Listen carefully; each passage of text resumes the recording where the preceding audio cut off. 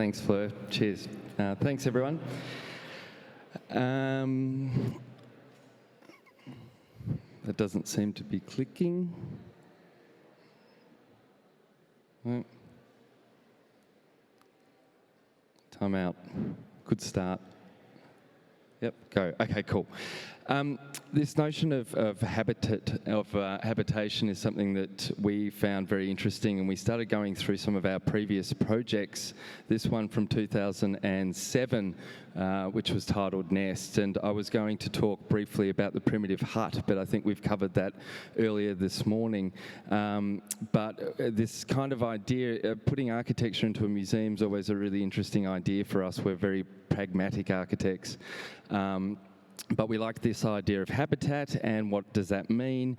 And I think Martin Hook touched on it earlier, this idea that you make do with what you've got. So for this particular project, we were gifted a pile of wood that you would otherwise put in the fire because it was completely rotten. And we stacked it into this kind of nest-like structure that we found interesting in the sense that it was completely chaotic from the outside and orderly on the inside. The second part of what we wanted to present at Tallinn was this idea of manufacturing architecture. This is our studio. It's got a large factory in it, and being brought up with boat building and being in a boatyard, sort of constantly surrounded by very large objects that are getting made and thrown in the water, and thinking about how architecture can respond to that. So our studio is very much an environment of testing and of fabrication. There's all sorts of parts of buildings that are constantly made and specified. We even went as far as to invest in a CNC machine, and this is not a toy. Julian will tell you about that because he lost his finger on it. It's a 5-metre long bed by 2.5 metres. We didn't know what we were going to do with this machine, and now I don't think we could live without it. We started making retail stores for the skincare company Aesop, and this is one that was entirely fabricated by us, which made us start thinking, well, how can this relate to architecture and to larger projects? And I just wanted to quickly touch on a house that we completed a year ago or so, which is, I mean, as an architect, you're always dealing with a whole lot of parts, a whole lot of pieces that go together. As architects that build, you have to manage the cost expectation of the client. You might have to unspecify something or change the specification of something to bring it on budget. And this is something that's really interesting to us, this kit of parts and how they can all come together and assemble the whole.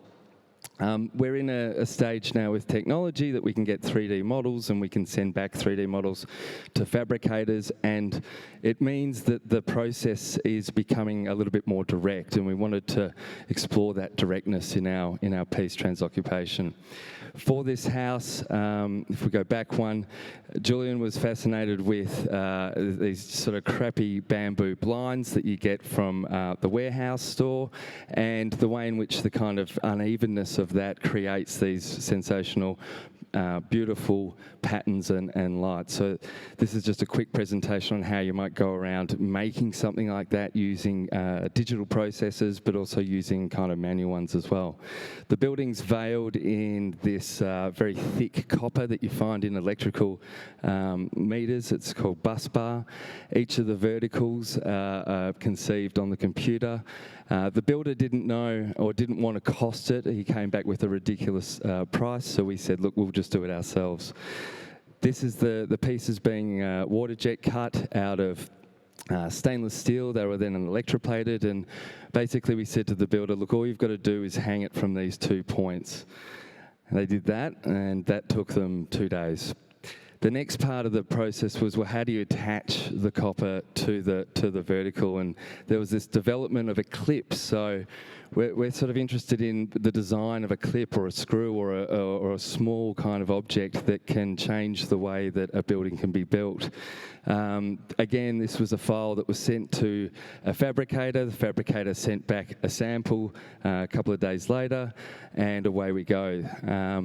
This clip was, I think it was 50 cents per clip, so it wasn't an expensive exercise. But what it meant was that the screen could fly up in, it was a week that the screen went up in. And the builder still made money out of it, even though they didn't have to think; they just had to put it in. So I think we touched on these ideas earlier with the Follogram guys. This notion of unskilled labour versus trying to use digital manufacturing to think through the process, and that's the house. We've been thinking, okay, it's great to do really expensive houses for kind of, interesting people, but how can we use this manufacturing to potentially look at houses for the masses? In Australia, like most of the parts of the world, it's becoming more and more difficult to afford your own house. So this is the median wage alongside the median house cost, which has gone up 3 times in the last 30 years. We went through a whole process of sort of taking houses apart, and we looked at the catalogue homes from yesteryear. So these were around in the 60s, and you could basically just buy the plans and go and build a house, and you could have whichever kind of style you wanted. Really interesting idea, but then unfortunately it sort of became these mass-produced builder spec homes. We started going through all of them and looking at how kind of boring and banal they all were, and trying to analyse their size, the makeup of the different spaces, and ultimately understand that from 1975 through to 2015, the houses sort of quadrupled in size. And also that the cost of these houses, these mass-produced costs, if you actually cost it from a Rawlinson's book, which is how much you would contract a builder to build it for, it would be more expensive than what they're selling them for. So this notion that mass production in the housing market sort of needs to happen.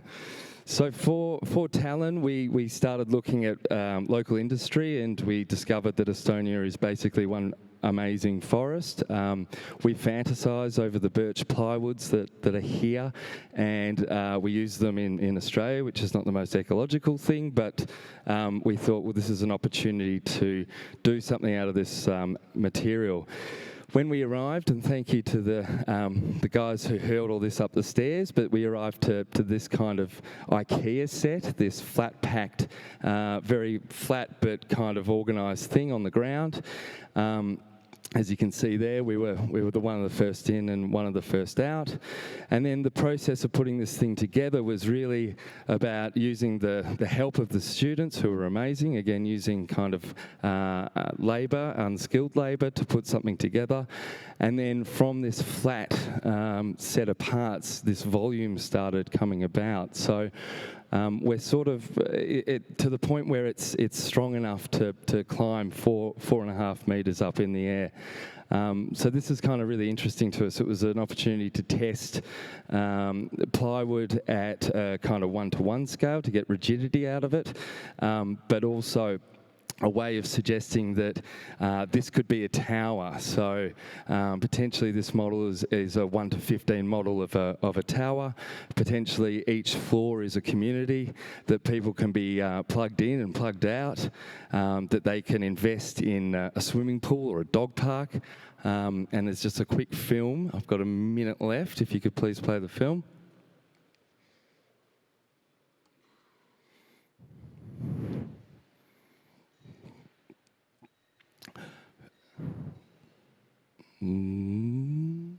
Oh, there it is. Okay, cool. Oh, it looks like it's zoomed in quite a lot. If we could just pull out of the film, that'd be great. So, I mean, you can see this film at the exhibition anyway, but this is this idea of this tower as a community comes together, so does the opportunity to move around it. Can we zoom out a bit, please? It's still very, very tightly cropped in. I think that's better. we started looking into the fact that the average person in Australia moves houses, how many times was it, Anne-Laure? Was it 5 times in their lifetime? So we started thinking, okay, what if you could actually take your house with you? What if you could readapt it, reconfigure it? What would that possibility look like? We like this idea that everyone's going to be flying around in Uber drones in 20 years, we're told by Wired magazine.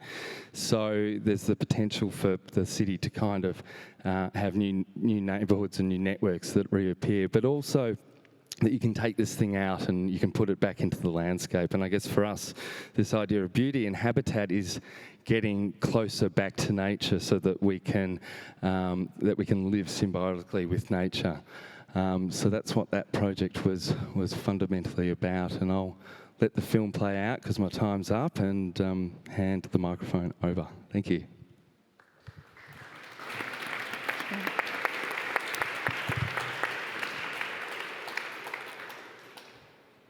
Mihkel, will you present next or wait? Yep. Is it working? Yeah. Everyone hears me? It's in the middle of the presentation now. I don't start from the middle slide. Where is that thing I can... Oh, you hid it here. Neat. We are talking almost from the same thing as you did, about how communities are getting together, and we are stacking things as well, stacking stuff on top of it. And our project for the TAB exhibition is about a place called Lasnamäe. We are right now over there, and Lasnamäe starts nearly over there and ends up over there. It's the biggest place in Tallinn. Most of Tallinn people live there. And I lived there almost 10 years during my childhood. And it started when I was 8, and it ended up when I was early 20s. Then it was more than 10 years. And in a way, it's an extremely personal project for me. Because I've been living in more than 20 places all over the Tallinn, but this one is the longest one. It's over there. It's called Mahtra 23, Mahtra 23. But the interesting thing is that sometimes I go there like 20 years later, and the feelings about the environment and about the memories and whatever you call it, I don't have them much. And I was scanning through my photos, and I asked my father to scan through his photo library. He has slides, lots of them, but we didn't have any of those which we can present the original state of that environment from the outside, only from the inside. And so it's some sort of thing which is a bit connected to the theme of this year's event. This is the original design. I didn't find much of those, but this is the one where I lived with my family when I was a young boy, there in a 9th and 10th floor. We had extremely interesting apartment because my father was an artist and a member of Artist Union, and he was allowed to live in a 2-story apartment. Like he had an atelier over there, a studio, making some clay stuff and painting. But the rest of it is something like that, and that place got really much attention of famous film director this summer, so it was closed and some spies were running around there. That's the kindergarten. But the nature has popped up in some places in Lasnamäe, and it has changed it a little bit, because when I started over there, it was almost empty and wasteland, just white buildings. Small kind of utopian way of thinking about the beauty and architecture, how people should live in a beautiful white buildings scattered around the green areas and vast motorways. But today it has turned into kind of a wildlife because it's the no man's land and no one is using it. I must hurry. Some places are a bit more cozy, but the overall problem of Lasnamäe is that the streetscape is lacking the human scale. If you enter the building, then that's the only one you can enter the beehive. It's the street. The rest of the street level is missing everything, which makes a good environment in the city. They have added some additions like new churches and new buildings, but they go in the same pattern like they used to. But now we have to move to stacking, and that's Mihkel's business. Yeah. To make adding where we used, again, the stacking method, which is quite simple and easy way to construct. I was thinking about stacking when I built a summer cottage in Muhu Island, which is, we are in Tallinn, which is red, and Muhu is blue. And I stacked such summer cottage where my grandfather's land used to be. It was, the house was already demolished during the Soviet time, and I just had a plan and made a small house. And we tried to make the building system out of it, to make code which is mathematically says the length of element and the cutting angle, which is extremely simple method that you have to have only length, angle, and the location, and you can build whatever 3D stacking thing. Here it's describing when you turn the other second detail, you don't have waste at all, because all the angles are cut into the semi-angles. Every next step is divided into semi-angle, and if you cut every second detail, you don't have waste. But that's not the point. But we just had a fun in one summer. It was 2008. Here is Ott's father and me, somehow, and we used simple glue.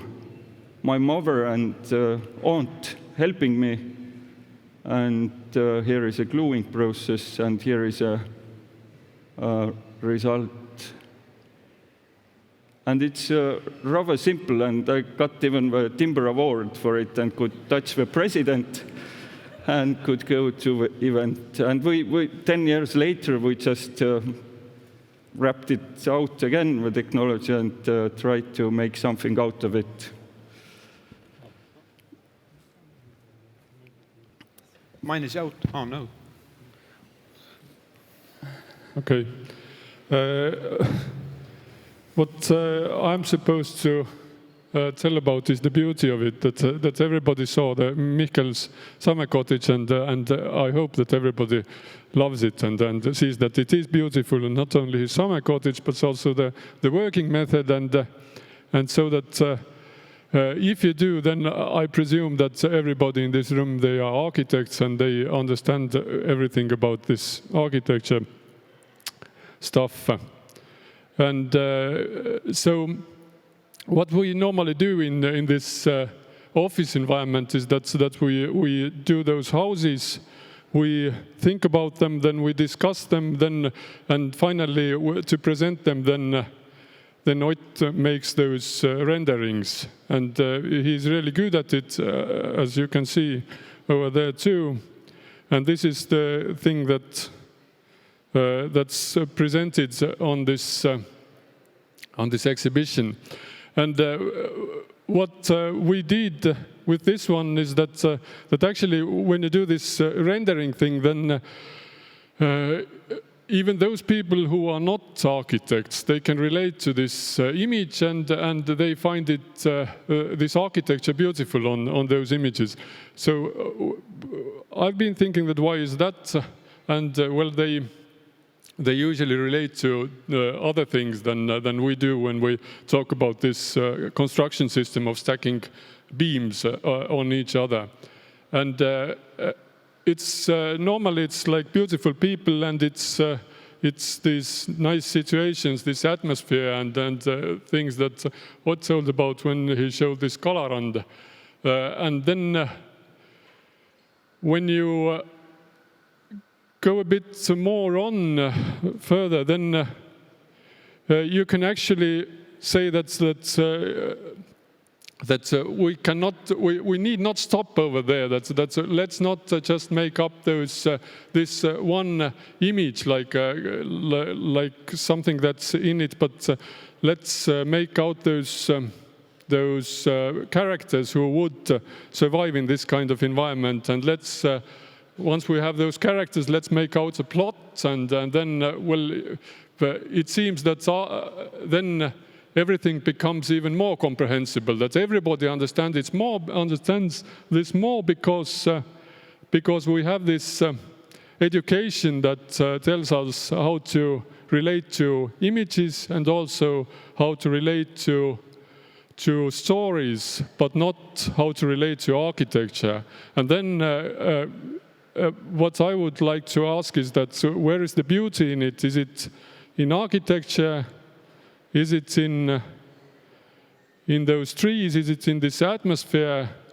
Or it might be in the story, and you catch the story, and then you say that, well, I like this project very much because the architecture was wonderful. Thank you.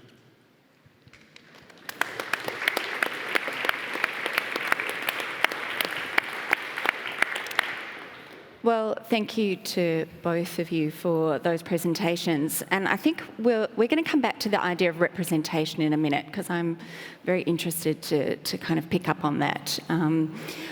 But I'd like to start off with the fact that both of your exhibits in the exhibition, they both deal with imagining these alternate forms of new high-density housing. And yet one starting from a very personal narrative, this relationship with the house that you grew up in, and with March Studio looking at a kind of set of data, in this case, of looking at affordability in the context of Australia. And yet the language you use is really interesting, I think, for us to think of. On one level, we've got the kiosk as this kind of parasite onto a building, and March Studio used the language of plug-in, which of course is very related to Archigram and plug-in city. So in a way, we're kind of recalling quite traditional or past notions that are vibrant and speculative of that time. But in a way, you're looking at it from a new set of concerns. And there seems to be a kind of new social agenda that isn't tied to a kind of, it has an ethical concern, but it has a vibrancy and an experimentation in it. So I wondered if you could just talk about that a little bit. You know, how are you approaching what might be called a kind of contemporary social agenda for housing in a high-density environment from a kind of new perspective, a new perspective that includes beauty? Let's start with you, Rodney. Yeah, I mean, I think that these ideas, as we all know, have been around for a while now, and we are really interested in the fact that we're getting to the point where we can build these things, and I think that there's a reality behind that. We're really interested in technology, and we're really interested in materials. Timber construction for us is really got a long way more to go. So we're sort of looking at that as an idea, and then imagining this kind of the ability to be able to move around, or to reconfigure, or to have new parts of your dwelling that can be brought in.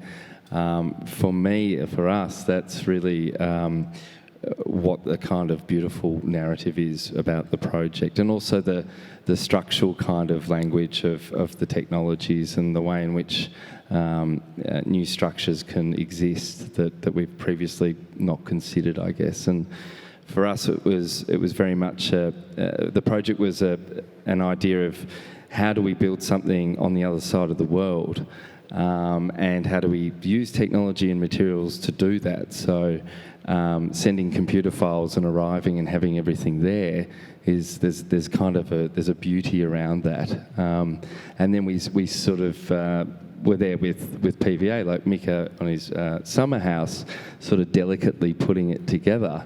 And these guys then brought 12 Estonian builders in who were sort of smashing their thing together. It was a really nice contrast between the two in the way in which construction can sort of be challenged, I guess. And yeah, for me, that's where the beauty is. And Ott, Mihkel, all of you, would you like to kind of comment? Because your work clearly is very politically engaged. And you talk about, in your essay, ideas about captured beauty. You talk about utopias that do not converge, that they oppress all others. But actually, as an object, through its colour and materiality, there's something very positive and vibrant and I think quite kind of generous about its objectness. So can you kind of talk about how you come at something where you're producing a vision for the future that has that politics embedded in it, but also deals with this idea of beauty? Well, I would emphasize on the restrictions that usually are around a person, not necessarily an architect, but somebody who has to survive in an environment. And actually, this person makes up the life around him, and this life is somehow motivated by him. So that we were thinking about kind of a dystopia in a way that dates to the future, something we thought about like in 2100 was the year, and then when certain bad things might happen, but there are still things in life that actually make the life worth living in a way. And being in a Soviet modernist environment, living in that environment is as worth living as it would be in a villa that you proposed for somebody who was willing to pay for it, in a way. And so we are actually doing those houses also in the same mode of production that's dominant in this capitalist society, which is... And in a way, one driving or the main red axe in a project was Indrek's script for a thing about Dr. Tikhonov and Johannes and all the other personalities. And actually, I think the story is kind of main thing there, but we have 10-minute short movie there, which is describing a short novel about people who inhabiting the environment and their choices ethically, how they can survive and what they have to do for it, and what could be the beautiful way of having your life continued. So it's an interesting kind of polemic, isn't it, if you think about beauty and dystopia together. And I guess this is where I'd like to bring in Anne-Laure and thinking about the role that film has in generating ideas of a proposal of this nature. I know for your work, Bart Studio, but particularly with Anne-Laure, film is something that helps you kind of come at an idea and generate a set of concepts that eventually result in form. Can you talk a little bit about how The Stalker informed this particular work here at Tallinn? Yes, actually that's something that I would like to thank you to the organizer to organize this here, because this is The Stalker has been a very long time inspiration for us. And I think if you ask anyone who doesn't know about The Stalker to describe what is the film about, you just say, well, it's three guys walking around in a terrain vague and having a conversation. But then yet it tends to be one of the most visually inspiring, beautiful movie ever made. I mean, from my perspective, obviously. And I think it's about how it frames what people talk about and how people evolve, and it's the experience, and it's the way you're lighting, and all this to come together. It's not about what you see, it's what you feel. And all together, this is how we actually get our inspiration from. It's like how people are going to be entering into the space and what are they going to be able to experience. And as an emotion, will create also informative feelings, whether it's positive or negative. It's something left to the individual to decide. But the fact that we are able to create in thinking space and space together for us is the most important. And then effectively, movie altogether is mimic life in a way, or question lives, and all that help us to research what has been done by the past and how we can also see the future. And we've only got a couple of minutes left, so I just wanted to kind of come back to this idea about representation. So you talk very much in your essay, Hoyt, or collectively, about this idea of captured beauty, and you showed some images earlier today which kind of bring in other visions into a rendered image that are not the kind of perfect image. So I wanted to kind of expand on that a little bit. How important do you think that is when we envisage new habitats and we're envisaging new ways of bringing a more adaptive, responsive, beautiful, but also politically engaged architecture to people, that there's a responsibility to also envisage the full complexity of life? How do you actually reconcile that within your practice? It goes. I'm switched off. No. No. Whew. The acoustics are so great up here. I don't understand the word you are talking about. He's talking loud. I don't think you're the only one, so don't worry. We've only got 20 seconds. Only 2 minutes. Okay.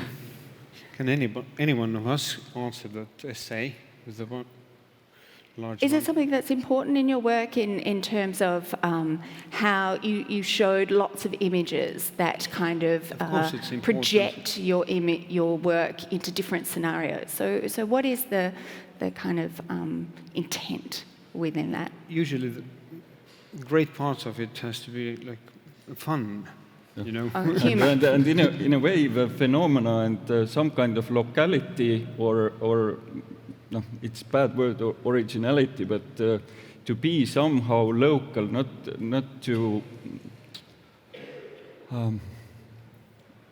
be satisfied with generic solution which could be replanted, reconsidered, but somehow... Or downloaded from Turbosquid or Architecture or whatever.